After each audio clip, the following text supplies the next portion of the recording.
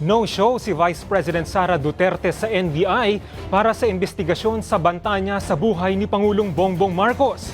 Sa liham ni VP Sara, naglatag siya ng mga kondisyon para sa kanyang pagdalo. Pero may babala ang NBI kung hindi pa rin sisipot si VP Sara. May balitang A to Z si Kim Salinas. Well, na konting frustration para sana matapos na itong kontrobersya na ito. Dismayado si NBI Director Jaime Santiago dahil sa hindi pagsipot ni Vice President Sara Duterte sana kaninang umaga sa NBI headquarters. Bago mag-alas 9 ng umaga ay nakaabang na ang NBI Director para sa pagdating ng bise, pero ang dumating ay ang kanyang abogado na may dalang sulat. Our client will not be able to appear at our scheduled investigation 29 November as she will be attending to office matters requiring her urgent attention. Ayon pa sa sulat ni VP Sara, nais niyang malaman ang mga itatanong ng NBI sa investigasyon at makuha ang mga dokumento ukol sa reklamo.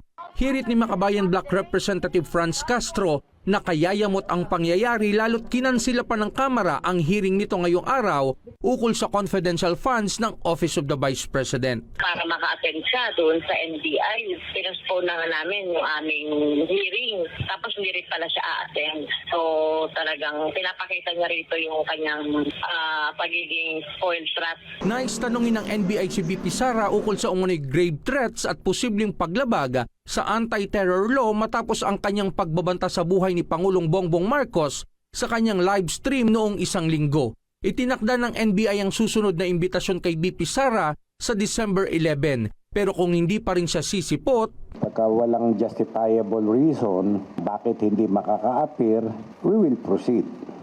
Tapusin na namin yung investigation based on what we are holding, yung evidence na hawak namin. Maluwag naman tayo dyan. Hindi naman tayo nang iipit ng tao eh.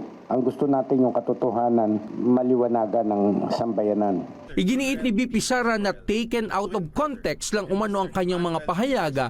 Ayon naman sa NBI, nirequest na nila sa Facebook na i-preserve ang naturang livestream ng bise para magamit sa investigasyon. Para sa Balitang A to Z, Kim Salinas.